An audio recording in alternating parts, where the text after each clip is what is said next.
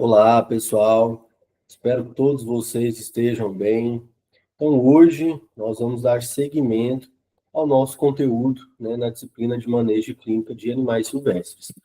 Hoje nós temos a nossa terceira aula, que é de princípios do manejo e enriquecimento ambiental. Essa aula, pessoal, ela é bastante extensa, então prestem atenção, muitos assuntos serão abordados, tá? Então não fiquem com dúvida. Qualquer dúvida, chamem lá no Fale com o seu mentor, lá na plataforma, que eu tirarei as dúvidas. Essa aula ela foi dividida em 3 tópicos, sendo o primeiro captura e contenção, o segundo, princípios básicos do manejo em cativeiro, e o terceiro tópico, enriquecimento ambiental. Então, iniciando aí sobre captura e contenção, a gente precisa falar necessariamente, primeiramente, o que é contenção. Contenção nada mais é do que a limitação dos movimentos para um determinado fim, tá? E aí nós vamos ver que existem diversos motivos para você precisar conter esse animal. Então, é você limitar esses movimentos. A contenção, pessoal, ela é bastante efetuada tanto em animais domésticos quanto animais silvestres, com uma maior frequência em animais de grande porte e peçonhentos, pelo risco que esses animais podem apresentar, à nossa integridade. Então, ela pode ser necessária, pessoal, no caso da necessidade de captura de um animal, em caso de resgate de fauna, que é onde eu sempre atuei e ainda estou atuando, No caso do manuseio, se você precisar fazer uma intervenção clínica, uma intervenção cirúrgica, em casos de pesquisa que você precisa, às vezes coletar um material biológico ou avaliar algum parâmetro do animal, e você vai precisar fazer a contenção. Para avaliação de saúde e exame clínico, e em casos também de translocação, de transporte desse animal. Então, alguns exemplos de contenção nas 3 classes, aqui na esquerda, aqui, nós temos a contenção de um jabuti para coleta, de amostra biológica, aqui no caso, coleta de sangue. Aqui a contenção de um coati, um mamífero, para administração de medicamento intramuscular, e aqui a contenção de um citacídio. Então, aqui a gente conteve jabutis também para fazer uma pesquisa, então trazendo para vocês um exemplo. Aqui nós contemos ele dessa forma, então em decúbito dorsal, e aí esse animal, por ser uma caixa, e não alcançar o chão, ele não vai conseguir se mover dali. E ali nós fizemos, eu juntamente com estudantes da Universidade Federal de Jataí, nós fizemos a biometria do animal, medimos aqui o animal, coletamos amostras sanguíneas e amostras biológicas também, e logo após fizemos a translocação desses animais. Aqui outro exemplo de necessidade de contenção. Então, na cidade de Jataí, nessa época aí, a gente estava na Secretaria do Meio Ambiente, juntamente com os bombeiros, nós capturamos um lobo-guará que estava dentro da cidade, então uma alta necessidade de contenção desse animal. Esse animal foi encaminhado lá para os nossos recintos, fizemos uma avaliação à distância, primeiramente, não houve a necessidade de sedação, de contenção química para o transporte e captura dele, então nós avaliamos ele à distância, logo após esse animal foi sedado, nós coletamos algumas amostras biológicas, coletamos alguns parasitas, e esse animal era uma fêmea adulta, estava ótima, foi então solta para a natureza novamente. Então, pessoal, para resumo, quando a contenção é necessária? Quando o manejo do animal poderá colocar a integridade da equipe ou do animal em risco, quando precisaremos da imobilidade total do animal, esse animal precisa ficar parado para a gente fazer o que precisa, e quando o manejo expõe o animal a altos níveis de estresse, tá? Então, quando você for simplesmente pegar esse animal, conter ele fisicamente, submete ele a muito estresse, que até mesmo coloca em risco de vida, que eu vou mostrar para vocês aqui, aí esse animal tem que ser sedado, para a própria segurança. Então, gente, antes da gente promover uma contenção, uma captura e contenção desse animal, nós temos que avaliar primeiramente qual a condição de saúde desse animal. Ele está bem? Ele está rígido? Ou ele está doente? Se você não conseguir fazer essa avaliação previamente, ali fazendo todo aquele exame clínico, e tudo mais, com anamnese, se possível, você pode só olhar para o animal e fazer uma avaliação aparente, né? Então, como que está o score de condição corporal desse animal? Ele tem alguma lesão? Ele tem algum parasita que eu consigo ver? Ele tem alguma alteração neurológica detectável, né? Somente ali na avaliação comportamental? Então, a gente faz uma avaliação à distância. A principal forma de defesa do animal, né? Já que até no momento de você capturar ele, ele provavelmente vai estar reativo, né? Então, como que esse animal vai se defender? É mordida, né? É peçonha, né? Como que é? Ele tem um esporão? Tudo isso a gente tem que avaliar, tá? Qual tipo de contenção que eu vou fazer? Física ou química, né? E como que vai ser essa contenção? Vai ser com corda? Vai ser com pessoas segurando? Em qual local, qual o espaço que eu tenho para fazer isso, né? Como que está o ambiente? Está muito quente, está muito frio, está ensolarado, tem sombra? Tudo isso tem que ser avaliado, tá? Quais os equipamentos necessários que eu preciso, né? Então, o que que eu preciso para a gente fazer essa atividade aqui, essa contenção? Como que eu vou deixar a minha segurança, a segurança da equipe, né? E a minha segurança, como que vai ficar? E assim também a segurança do paciente. Se eu fizer isso aqui nesse espaço, utilizando esses equipamentos, o meu paciente, ele vai estar bem? Ele vai sofrer alguma lesão? Então, tudo isso a gente tem que avaliar. E como eu já disse previamente, né, sobre os tipos de contenção, nós temos dois tipos de contenção: contenção física e a contenção química. A contenção física é somente o uso de técnicas, equipamentos e força na imobilização do paciente, né? E aí, nesse quesito da força, a gente tem que se atentar ao uso da força excessiva. Vocês vão ver que alguns animais aqui a gente tem que dosar muito bem a força, que põe a vida deles em risco. E temos a contenção química, que ela é a base do uso de fármacos, né? E aí nós temos que nos atentar aos efeitos desse fármaco, tanto os efeitos desejados quanto os indesejados, né? E também monitorar o paciente enquanto ele está contido quimicamente. E ao tentar o uso de reversores, tá? Reversores, pessoal, pode ser a chave para o sucesso ou para o insucesso, né? Para a falha do seu manejo, né? E da sua contenção. Então, nós temos alguns equipamentos aqui que são utilizados para contenção física. Primeiramente, aqui à esquerda, nós temos o cambão.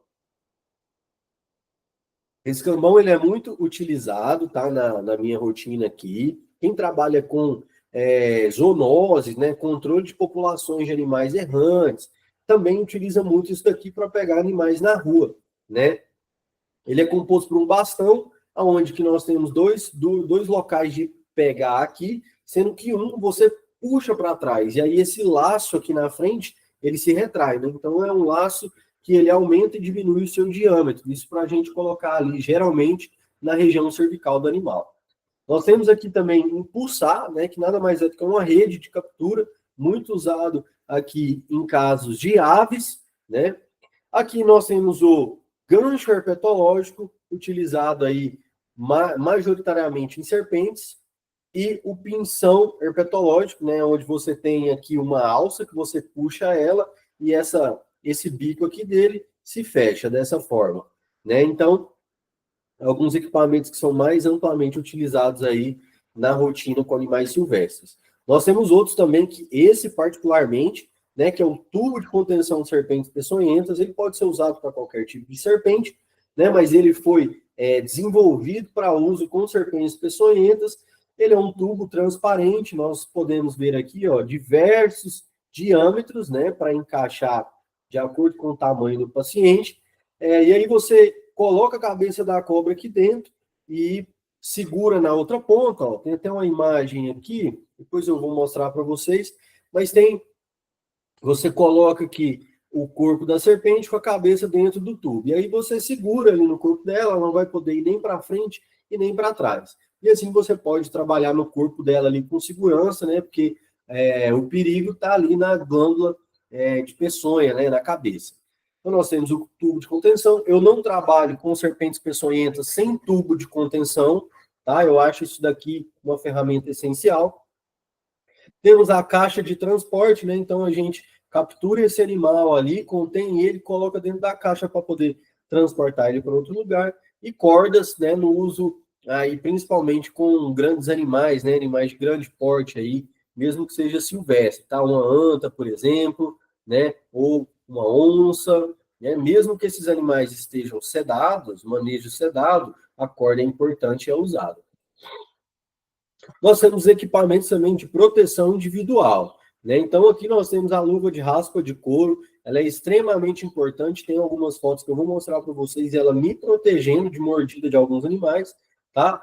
Temos a perneira, tá? Muita gente fala caneleira, mas o nome é perneira mesmo. Ela é para proteção contra animais peçonhentos, principalmente serpentes, né? Então, ela é como se fosse uma caneleira mesmo, e aqui dentro nós temos algumas chapas, né, alguns materiais sólidos, e aonde não deixa o dente inoculador de peçonha penetrar ali na pele.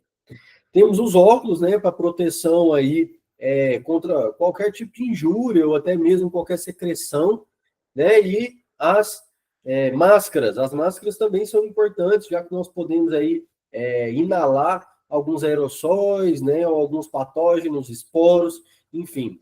Esses são os básicos de proteção individual. Então, aqui, ó, né?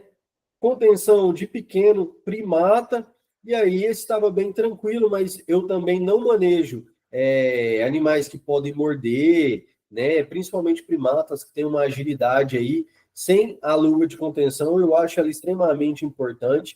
E primatas têm algumas particularidades que eu vou mostrar para vocês, né? Então, no grupo dos mamíferos, a gente inicia com esse carinha aqui, seguindo o coati, né? Aquela mesma foto que eu mostrei anteriormente, então a contenção aqui na região cervical e aqui na região pélvica, muito parecido com contenção de gato, né? Contenção de felino. E aí, ó, uma terceira pessoa, aqui o estagiário, né? Ou aqui um outro veterinário fazendo a administração intramuscular. E aqui nós temos a contenção do marsupial, isso daqui é uma cuíca, tá, pessoal? Onde só bastou a gente fazer ali, ó, contenção na região cervical, né, puxar ali nas últimas vértebras cervicais, a região da pele, e esse animal já fica contido. Mais contenção de mamífero, ó. Então, contenção de um roedor, né, de um porte maior. Aqui nós temos um preazinho, e aí, ó, a gente segura na região cervical e em todo o corpo dele, tá? E aí o animal fica totalmente mobilizado. Esse tipo de contenção também é muito bom. E aqui, ó, a importância da luva de raspa de couro, né? Então, esses animais, pessoal, eles são bem ágeis. Na foto é tudo lindo, tá? Mas até você pegar ele lá no campo, correndo, e ajeitar ele na sua mão, eventualmente ele pode vir, né, a te morder. E aí, lembrando que nós temos algumas zoonoses, né? Nós temos várias, na verdade, zoonoses que são veiculadas né, de mamífero para outro mamífero ou até animais de outras classes. Mas em relação a roedores, né, só olhando essa foto aqui, nós teríamos o perigo da hantavirose, nós teríamos o perigo da raiva, né, já que esse animal está mordendo ali, a raiva é transmitida pela mordedura ou arranhadura com saliva, né, e o perigo da leptospirose, que é transmitida aí através da urina, já que esses animais eles são reservatórios desse patógeno, né? Então, pessoal, o uso de EPIs é extremamente importante. Ainda seguindo nos mamíferos, nós temos a contenção aqui de um tamanduá mirim. Então, a gente faz a contenção aqui de costas, né, com o animal de costa para a gente, né, onde a gente vem na região axilar desse animal, e aí ele não consegue, porque a principal defesa dele são as garras, né? Então, se esse animal não consegue te pegar com a garra, você já aniquila grande parte do perigo dele, né? E aí, peguei o animal aqui por trás pela região axilar, ele não consegue fazer esse movimento aqui, né, para trás, passei para a estagiária fez o mesmo tipo de contenção que eu fiz, né, e aí eu vim, então, ó, segurando as garras dele para passar uma fita, porque aí né, a garra dele é assim, mais ou menos. Se eu passar uma fita aqui, acabou o perigo dele, tá? A gente aniquila 90% do perigo dele. Lembrando que as garras de trás também pode machucar, né? Mas o maior perigo mesmo são dos membros anteriores, tá? Então aí, ó, nós passamos a fita e pronto, a gente consegue fazer a avaliação desse animal com uma segurança maior. Nesse slide aqui, pessoal, gostaria de evidenciar, né, a atuação dos bombeiros na captura daquele lobo, que eu passei mais cedo do slide aqui.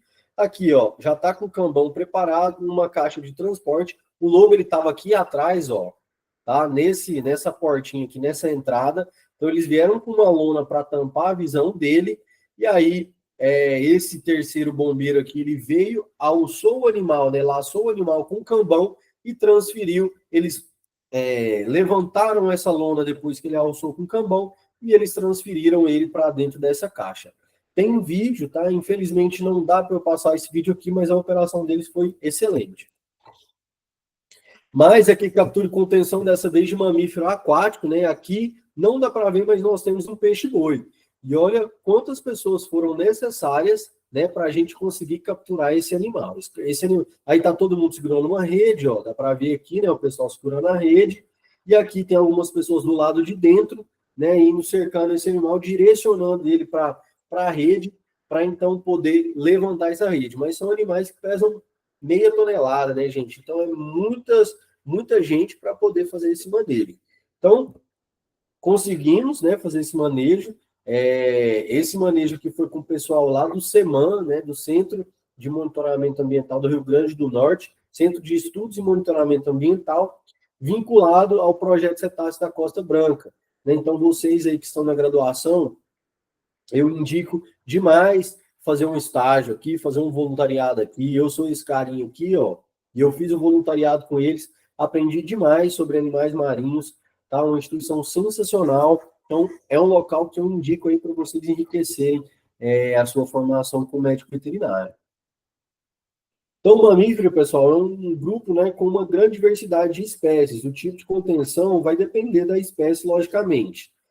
Nós temos que fazer sempre a revisão e manutenção dos equipamentos que nós vamos utilizar, tanto os equipamentos que serão utilizados na contenção do indivíduo, mas também os equipamentos de proteção individual, né?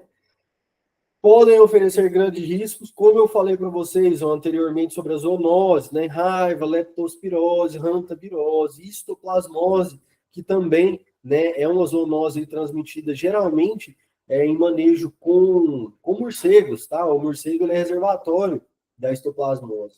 Então, nós temos que nos atentar a isso também. EPI é extremamente importante, né? Fazendo esse link aqui. E em relação a primatas, pessoal, o que eu disse para vocês lá naquela fotinha é sobre isso daqui, ó, o herpes vírus, tá? Nós temos o herpes, né? O herpes vírus é aquele que causa aquela feridinha na boca, que a grande maioria da população do Brasil tem, tá? Em primatas não humanos, esse vírus que causa essa feridinha na boca e é quase inofensivo, né? Só dá reações locais ali, é o herpes vírus do tipo 1, tá? Em primatas não humanos. Já, não, isso é em primatas humanos, tá, gente? Desculpa, eu fiz uma troca aqui. Então, em primatas humanos, essa que causa feridinha é o herpes vírus do tipo 1, tá? Em primatas, esse vírus, para nós, é inofensivo, ele pode causar aqui lesões do sistema nervoso central e pode ser até fatal, tá? Então, para nós, né, um vírus que quase não tem importância, né, médica, né, ele quase não tem uma taxa de mortalidade, uma taxa de letalidade alta, neles é extremamente fatal, tem uma taxa de letalidade super alta. E o contrário também é válido, né? Então, os primatas, eles têm o herpes vírus simi, tá? Que a gente fala. Esse herpes vírus simi neles causa a mesma coisa. Feridas na boca, tá? Lesões na pele, nada tão assim grave. Agora, em humanos, ele também é muito fatal. Então, quando você for fazer um manejo, você tem que saber quais as zoonoses que você pode estar exposto e prevenir, né? E aniquilar esse risco aí.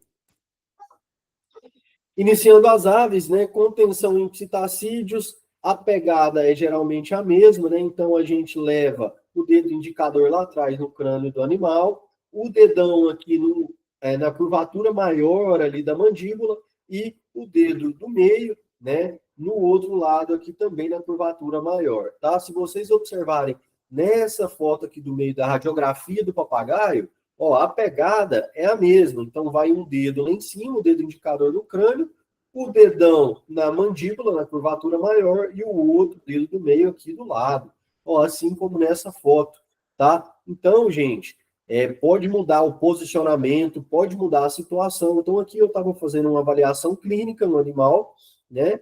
Aqui a gente estava fazendo uma radiografia, e aqui eu estava pegando esse animal só para fazer uma medicação, tá? Peguei ele com pulsar, ó, o pulsar lá atrás, né? E aqui eu fiz a contenção física. A pegada é a mesma. Mas, gente, nós podemos também utilizar uma toalhinha, né, para diminuir um pouco o estresse desse animal. Nós temos as aves, principalmente, é um grupo bastante estressado no quesito de contenção, né? Nós temos o grupo dos passeriformes mesmo, que a gente tem que ter maior cuidado. Então, animais mais estressados e animais que são mais, assim, medrosos, né, digamos assim, a gente vem com a toalhinha e promove a técnica da toalhinha, tá? Ela não fica com aquele contato direto, né, de pele com pele do animal, e isso relaxa um pouco. E nesse animal aqui, ó, que ele era bastante estressado, nós fomos fazer um desgaste de bico, a gente até cobriu o olhinho, tá? A gente sabe que se a gente cobrir o olho do animal, ele fica um pouco mais tranquilo. Mas lembrando que, se vocês prestarem atenção aqui, ó, tá a narina do animal, a gente não pode tampar ele, senão ele não respira, tá? É somente o olhinho e seguindo a mesma pegada, né? Aqui tem uma mão aqui embaixo que está nessa mesma pegada dessa foto aqui. Outros grupos, né, sem sepsitacídeo, então nós temos ranfachídeos aqui, a contenção dá para fazer de uma pessoa também, você envolve todo o bico do animal na sua mão e vem com o corpo dele, né, aqui no seu corpo, pronto, ele já está contido, uma segunda pessoa trabalha ali fazendo avaliação, coletando amostras biológicas, etc. Passeriformes, né? Em passeriformes, que são espécies um pouco maiores, que a gente não precisa ter tanto assim preocupação, né, com miopatia da captura, que eu já vou falar para vocês também, a gente pode conter dessa forma, tá? Mas de qualquer forma a gente precisa pegar ele para fazer a contenção química. Então a gente segura dessa forma, tá? Passeriformes é assim. E aqui, ó, rapinantes, a gente pode vir com a toalhinha também, uma pegada parecida com a lá dos citacídeos, né? Então, ramos, curvaturas maiores da mandíbula e crânio, tá? E aí a gente pode tampar o olho dele também em rapinantes, isso está super certo. Quando você tampa o olho do rapinante, ele automaticamente já fica mais tranquilo. As aves, elas são menos resistentes aos estímulos estressantes. A gente tem que tomar bastante cuidado, principalmente com aves menores, em relação à movimentação da cavidade celomática, tá? Que é, entre aspas, ali, equivalente ao tórax, né? Então, se esse animal não expandir a cavidade celomática para respirar, ele não vai conseguir fazer a troca gasosa. Então, a gente tem que tomar muito cuidado na força de contenção, porque isso daqui pode literalmente levar ele a óbito, tá? Cuidado com os psitacídeos, falei da técnica da toalha, muito cuidado com os passeriformes, porque eles têm uma predisposição à miopatia da captura, né? Então, esses animais, eles podem vir a ter uma complicação cardiológica por conta do estresse na contenção. Então, por conta disso, a gente promove ali uma contenção, geralmente química, com agentes inalatórios, tá? Em rapinantes, tomar cuidado com garras e bicos, que são, né, seus principais defesas aí. Atenção aos sinais de estresse, isso serve para qualquer espécie, tá? Então, ele está taquipneico, né? Frequência respiratória elevada ali. E você não fez nada, está lutando com o animal evolui para uma síncope, né? Então, ele desmaia. Depois que ele desmaia, pessoal, se não for corrigido, se não for ali suprido o oxigênio desse animal, ou entrado com alguma adrenalina, alguma coisa que necessite ali, de uma reanimação dele, né, ele vai para óbito, por causa de uma simples contenção. E isso, gente, é inadmissível. Isso é inadmissível. Isso nunca pode ocorrer na sua carreira, tá? Então, nós nunca devemos lutar com o animal. Nunca, em hipótese alguma. Ah, professor, nossa, mas eu só tenho esse momento para fazer isso. Não, você então se programa para fazer em outro momento. Porque se você chegar, não tá dando, tá lutando, isso não vai ficar bom. É melhor você largar de fazer o manejo. Não, gente, não dá para fazer um manejo. Você explica para o tutor, olha, ele está muito estressado, esse estresse, ele pode expor o animal ao risco até mesmo de óbito, ou alguma outra complicação que vai precisar de um tratamento mais invasivo. Então, para a gente proteger esse animal, vamos remarcar esse manejo para tal data. E depois, outro dia, você volta lá e tenta fazer de novo. Em répteis, né? Começando aqui com os quelônios, a contenção pode ser em decúbito dorsal, como eu já mostrei para vocês anteriormente, E também pode ser assim, ó, com tubos cilíndricos, né? Se você precisar do animal em estação, né? Então você coloca ele aqui num tubo cilíndrico e aí ele vai ficar patinando, porque ele também não vai alcançar o solo, e aí você pode fazer o exame sem precisar de nenhuma sedação, nada do tipo, tá? Contenção aqui com o tubo cilíndrico e aqui, né, exatamente o mesmo momento. Então, uma projeção lateral, sem precisar de lutar com o animal, né, de contenção física, e também sem precisar de contenção química, já que os jabutis, eles dão umas paradinhas, né, e é o momento perfeito ali para bater a radiografia. Temos também tartarugas marinhas, né, então lá na mesma instituição do peixe-boi, né, eu aqui auxiliando a equipe a gente fazer uma alimentação forçada nessa tartaruga marinha, tinha sido resgatada numa rede de pesca com os seus membros já necrosados. Tá? Então esse animal ele é mantido em cativeiro, e aí a gente tem que fazer uma alimentação forçada, com suplementação e tudo mais, periodicamente.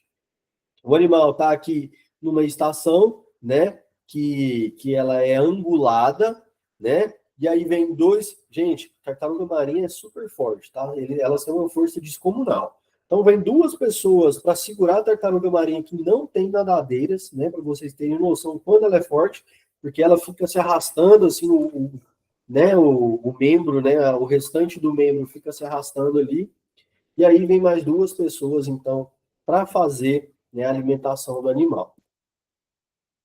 No grupo das serpentes, né, nós podemos ter essa pegada aqui, onde a gente comprime aqui o osso quadrado, né, que é um osso aqui atrás da mandíbula, e aí vai promover a abertura da cavidade oral desse animal, então, sem querer, ela vai abrir a boca, e você pode fazer a avaliação da cavidade oral, mas tem essa pegada aqui que eu gosto bastante, tá? Então, a gente envolve a região cervical do animal ali, as primeiras vértebras cervicais, né? O dedão vai em cima, para não deixar o animal virar para cima e nada do tipo, e a sua mão vai embaixo, né? Segurando bem.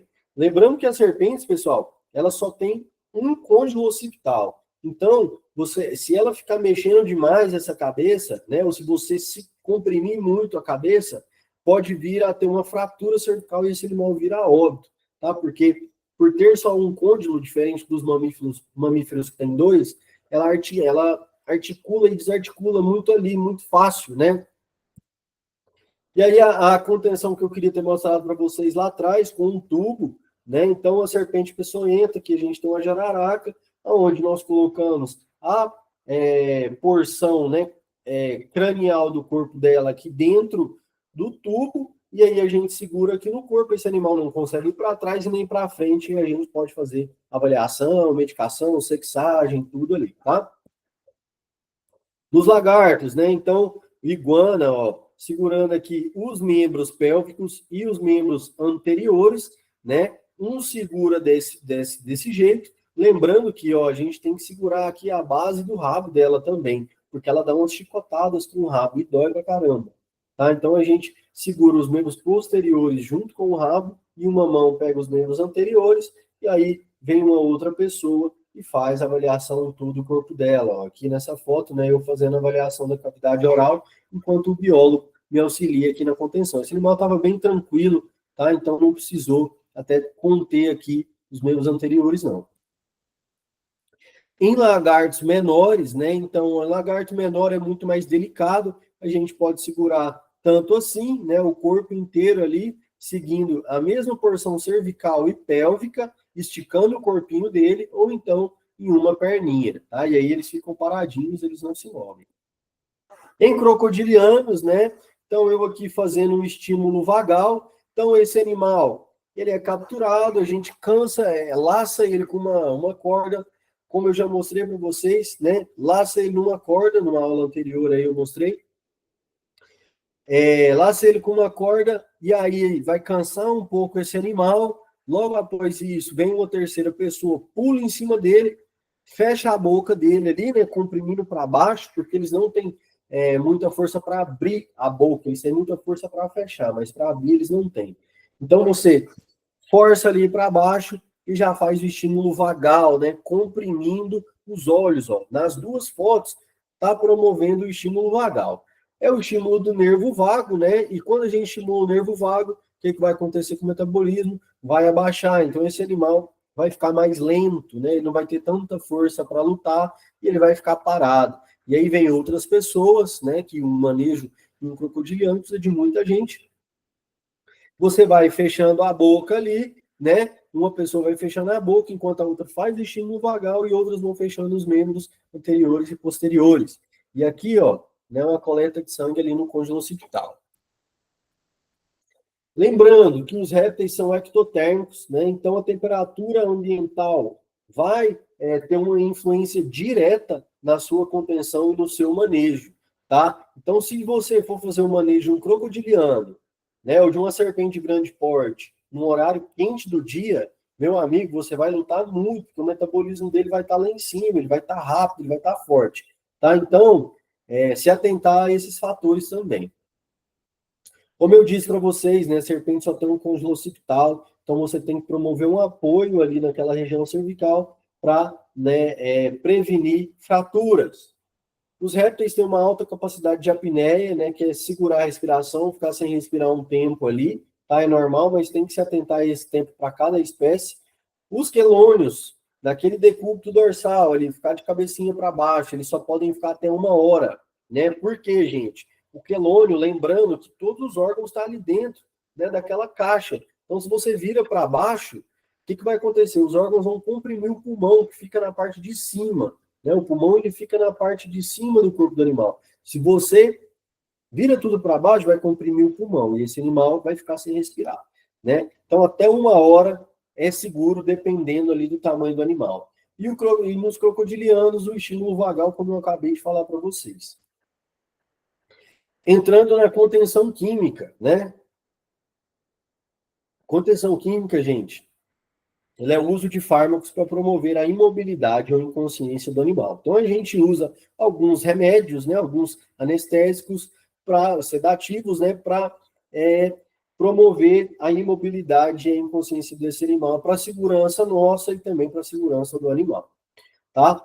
À distância, eu posso usar a zarabatana, que é esse equipamento aqui, os aplicadores de injeção, né, que são parecidos com agulhas, né? Ele é um aplicador grandão, assim, que você pega uma alavanquinha, faz assim, e ele injeta a agulha, que não tem imagem, e armas de pressão pneumática, que são essas arminhas aqui, onde esse dardo vai no cano dela, junto com o anestésico, que você faz o tiro.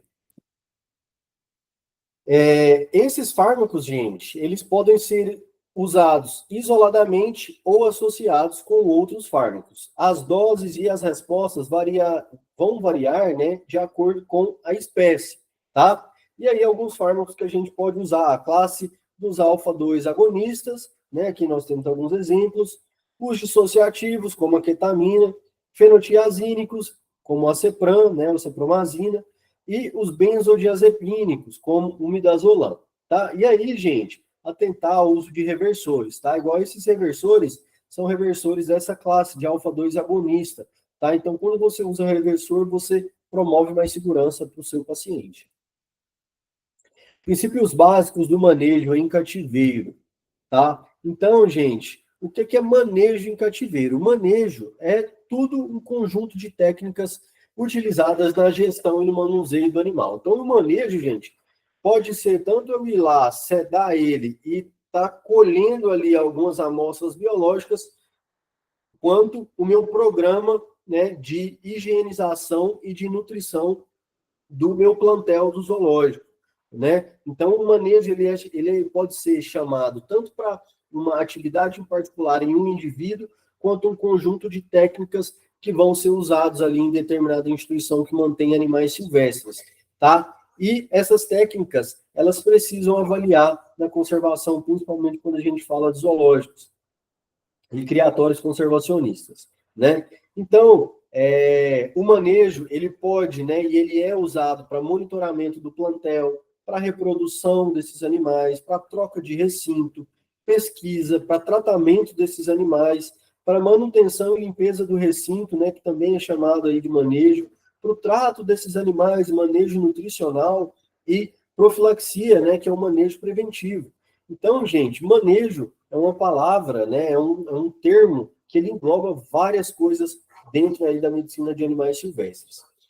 E aí, pessoal, o manejo ele vai variar de acordo com cada tipo de instituição. E essas instituições, elas são ali, né, descritas, elas são determinadas pela Instrução Normativa do IBAMA, de número 7, do ano de 2015.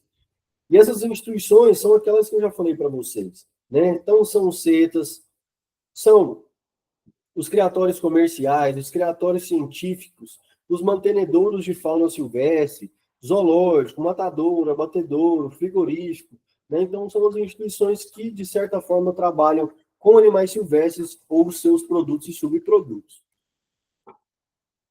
E aí, para eu empregar um manejo, pessoal, eu preciso saber da espécie, logicamente, né? Antes de mais nada, qual é a espécie desse animal. E aí, sabendo a espécie, eu preciso conhecer a biologia, né? E a biologia vai envolver a anatomia desse animal, a fisiologia, o seu modo de vida, a sua fase em que ele se encontra, né, de vida, ou seja, a idade, né? Ou alguma fase fisiológica, por exemplo, se é gestante, lactante, enfim. O seu hábito, o seu horário de atividade, se ele é um animal sociável, né, a sua socialização, e a dieta, a nutrição desse animal. Além disso, eu preciso saber do estado de saúde e da predisposição a doenças. E aí sim, eu vou programar o meu recinto, a ambientação desse recinto e o plano de manejo desse animal, né? Então, de quanto em quanto tempo eu vou fazer exames periódicos, qual que é o manejo nutricional, o que esse animal vai comer, né? Esse animal vai ter ou não ali parceiros no seu recinto, né? Então tem que conhecer tudo isso para traçar o planejamento desses 3 itens aqui. Então, né, alguns exemplos de serpentes, mas que são serpentes de hábitos diferentes, de idades diferentes, de alimentações não tão diferentes, mas sim diferentes, tá? De ambientes, vivem em ambientes diferentes, tá? Então, essa serpente aqui, ela tem um hábito mais terrícola, né? Ela gosta de ficar em ambientes terrestres, enquanto essa aqui é uma Epícrate cencrea, né? É uma jiboia arco-íris da Amazônia. Quanto essa aqui, que é o Nectmurinus, é a sucuri. Então, esse bicho ele tem uma alta afinidade com água, né? Ele gosta de presas maiores, ela tem uma preferência, uma certa preferência por aves, né? Esse animal em questão, tá?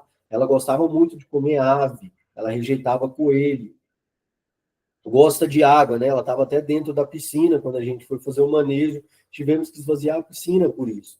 Esse animal aqui ele não é sociável, esse também não. Esse manejo aqui foi porque a gente estava suspeitando que ela estava gestante. Então, nós tivemos que levar em consideração também o que? A fase de vida e a fisiologia desse animal, né? Condição de saúde, né? Esse animal está saudável, não está? Então, são animais do mesmo grupo que têm hábitos, né, e exigências diferentes, e isso tem que ser levado em consideração no momento da contenção e no seu manejo. Já esse animal aqui, ó, a gente estava fazendo uma pesquisa no Criatório de Boias Brasil, né? E aí a nossa pesquisa ela era ligada a fatores nutricionais. A gente tinha que alimentar esses animais. Só que nós não podíamos alimentar os animais que estavam meio esbranquiçados assim. Por quê? Porque esses animais esbranquiçados, eles estavam numa fase de vida, né, chamada de muda. Na muda, gente, ou ecdise, né? Ecdise é o termo técnico para muda. Equidise, gente, é a troca de pele desse animal. Então, né, os répteis, eles trocam de pele e a serpente, quando ela está nessa fase, ela vai ficando esbranquiçada até o momento que essa pele ela vai se romper e aí ela vai sair dessa pele. Ela faz isso que ela está crescendo.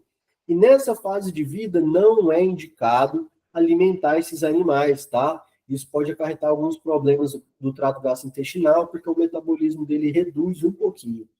Então, a gente tem que saber disso para poder fazer e traçar, né? Tanto fazer um manejo ali de manuseio desse animal e traçar um manejo em cativeiro. Em lagartos, 2 lagartos que também têm exigências diferentes. Teiu ou teiju, né? Este é um lagarto terrestre, onívoro, né? Que é bastante bravo, ele geralmente não é sociável, né? E tem uma fisiologia, uma anatomia um pouco diferente da iguana, que também é um lagarto, mas é um lagarto de hábitos arborícolas, então ela gosta de lugares altos, em cima de árvore, né? Ela ali convive bem com outros animais, ela tem uma alimentação predominantemente herbívora. Então, são dois lagartos que são diferentes, e a gente precisa saber disso. Então, nós temos aqui o jupará representando os mamíferos, né? O jupará, ele é um mamífero, ele é carnívoro, ele come alguns insetos, ele é onívoro, na verdade, um carnívoro onívoro, né? Classificado assim. Ele come inseto, ele come algumas plantas, mas ele tem uma particularidade, ele tem essa lingona para se alimentar de néctar, né? Então, ele é um animal nectarívoro também. E a gente precisa saber disso para poder criar ele em cativeiro, né? Ele tem um hábito arborícola, ele ocorre em florestas tropicais. E aí, para fechar, né, os exemplos aqui de manejo, nós temos o tamanduá. O tamanduá é bandeira, né? Ele se alimenta somente de formigas e cupins, ele é um animal terrestre, ele não é sociável, ele se encontra somente em época de acasalamento, e a gente só vê eles com dois ou mais indivíduos, ou em época de acasalamento, ou em época de cuidado parental. O filhote fica junto no dorso da mãe, depois ele desce, acompanha ela por um tempo e segue a sua vida sozinho. Representando as aves, né? Então nós temos aí duas aves completamente diferentes. Então aqui nós temos um filhote de tucano-toco, e aí o filhote a gente precisa saber que ele tem algumas exigências diferentes do adulto, né? Que é totalmente diferente de uma suindara ou coruja das igrejas, que é um animal carnívoro, né? Um rapinante. Então tudo isso nós precisamos saber para empregar um manejo em cativeiro. E aí, o manejo profilático, que é como eu falei para vocês, né, que é um manejo preventivo, ele nada mais é do que a prevenção de patologias e acidentes, né, em ambientes de cativeiro dos animais. O manejo profilático, ele envolve um planejamento nutricional, né, então um manejo nutricional, um manejo de biossegurança, algumas técnicas para prevenir ali, né, a disseminação e a perpetuação de alguns patógenos no meio ambiente, né, naquele ambiente que o animal é criado, a qualidade da água, vigilância epidemiológica, né, então a vigilância de alguns patógenos e de animais sinantrópicos, né, então controlar o acesso de alguns animais sinantrópicos no recinto é importante. As zoonoses, né, saber aí quais as zoonoses que podem cometer essa espécie, e quarentena, né, toda instituição que recebe animal silvestre precisa ter uma quarentena. E aí, para fechar nossa aula, pessoal, enriquecimento ambiental. Então, gente, sobre enriquecimento ambiental, a gente tem que entender a base. Qual que é a base? Em vida livre, gente, os animais, qualquer que seja a espécie, eles gastam o seu tempo e sua energia na busca de alimento, né, na busca de abrigo, em atividades de reprodução. Esses são os pilares básicos para a sobrevivência de um animal na natureza. Na busca de alimento, ele forrageia, né? Então ele procura alimento, ou ele pode caçar, ou ele não quer ser o alimento, né? Ele foge de predadores. Em relação ao abrigo, ele vai gastar energia e tempo construindo ninhos, construindo tocas, ou procurando alguma toca para se abrigar. E no quesito da reprodução, na busca de parceiros, construindo ninhos ou cuidando de filhotes, né? No cuidado parental. Quando a gente está falando de cativeiro, esse tempo e energia, ele é reduzido ao máximo, né? Esse gasto de tempo e energia é muito reduzido, porque o alimento ele já é fornecido no trato do animal. O abrigo ele é artificial, ele já está ali construído, né? E a reprodução ele já tem um pareamento pré-definido, ele não vai em busca, né, de um parceiro para ele se reproduzir. E isso pode acarretar, né, num determinado tédio, entre aspas. Esse animal ele não vai estar gastando tempo e energia nas atividades básicas, né, da biologia dele. Então, esse ambiente ele não tem estímulos o bastante, né, para levar o bem-estar animal a esse animal, o bem-estar ao esse animal. E aí, pessoal, a falta desses estímulos, né, e falta de complexidade nesse ambiente vão elevar o nível de cortisol. E esse nível de cortisol, né, que é o hormônio do estresse, lá em cima, ele causa uma imunodepressão ao longo tempo. né? Então, se você ficar, até humanos, se você ficar com estresse, o cortisol vai estar lá em cima, a sua imunidade vai cair. Além disso, pode acarretar também comportamentos estereotipados. Então, quem já foi em zoológico ou em alguma outra instituição e viu um animal, ou até em circo, né? Quem é da época do animal em circo, aí eu mesmo já vi, né? Em circo, animal ali dentro da jaula andando em círculo, né? Então, o animal ali do circo fica só na jaula andando em círculo. Isso já vi em alguns zoológicos também, né? E o animal tinha aí um comportamento estereotipado que é chamado de pacing, tá? Logicamente, né, a falta de estímulo e complexidade pode acarretar isso tudo e não ter bem-estar, né? Então, levar a uma ausência de bem-estar. E aí, um indivíduo não saudável, né, com a imunodepressão, ele vai estar suscetível a doenças e também pode levar a falhas na reprodução, consequentemente, falha em promover a conservação de espécies. Então, nenhuma instituição séria, né, que trabalha com conservação pode deixar isso acontecer. E aí vem, então, o enriquecimento ambiental. Né? O enriquecimento ambiental, ele lança mão de ambientes interativos e mais complexos aos animais, né? Estimulando comportamentos naturais da espécie e aí sim satisfazendo as necessidades físio e psicológicas desses animais. Né? E quando esse animal ele manifesta o comportamento natural, que é um dos pilares ali do bem-estar animal, né? Que é manifestar o seu comportamento natural, a gente tem um sinal, tá? Isso não quer dizer que ele está em conformidade, mas a gente tem um sinal de conformidade com o ambiente.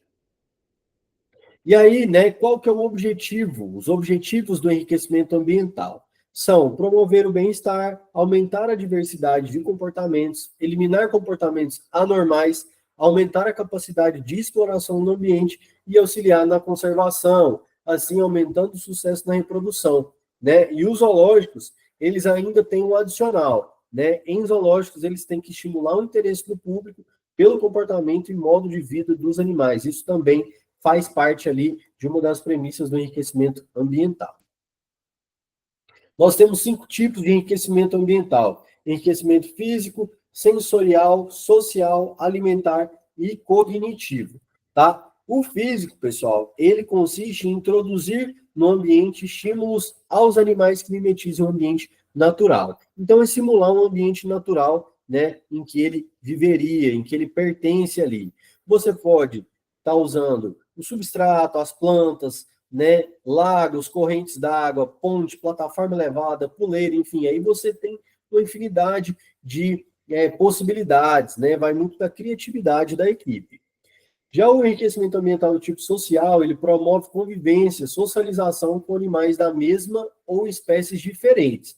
E aí, a gente tem que se atentar com relações de predação, né? Esse animal, ele é sociável, beleza, ele pode conviver com outro, qual que é a espécie que ele pode conviver? Porque dependendo da espécie, um vai comer o outro, né? Vai predar o outro.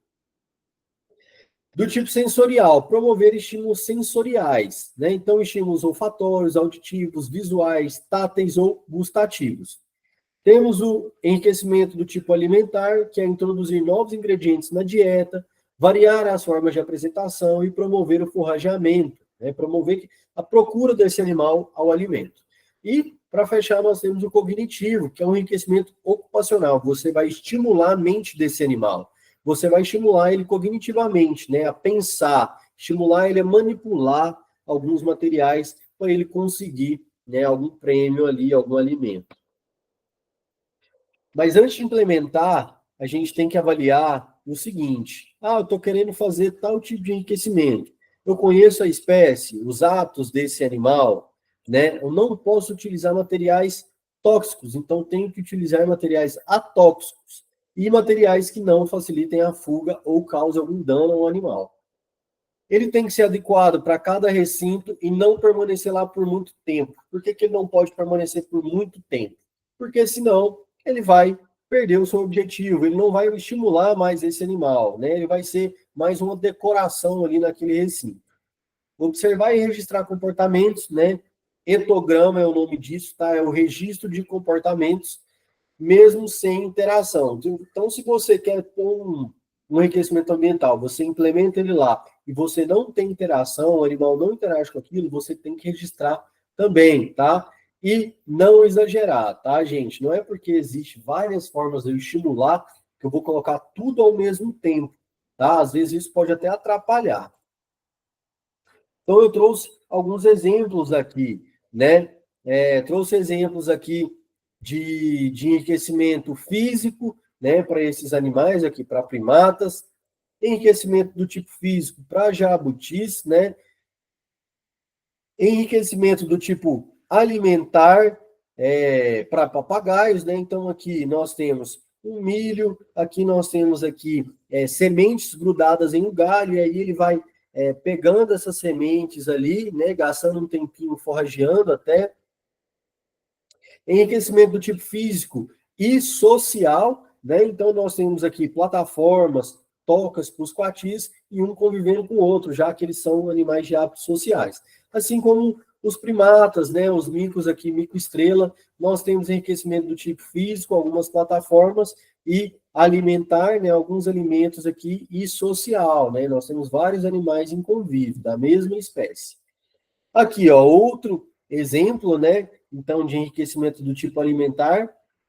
E aqui, ó, empregando ele, né? Então, os animais, papagaio gosta bastante disso, tá? Eles ficam ali catando essa semente. Lembrar que essa cola, né? Ela tem que ser orgânica, ela não pode ser tóxica. Pode ser aquela de polvilho mesmo. Mais enriquecimento do tipo alimentar e social, ó, algumas araras convivendo aqui, comendo alguns alimentos. Enriquecimento do tipo físico, para um puma, né? Então, ó, uma plataforma, eles gostam bastante de ficar em locais altos, né? Os felinos. E mais enriquecimento do tipo físico aqui é para um tamanduá-mirim, tá, pessoal? Tamanduá-mirim também tem hábito arborícola, eles gostam de plataformas, de locais altos.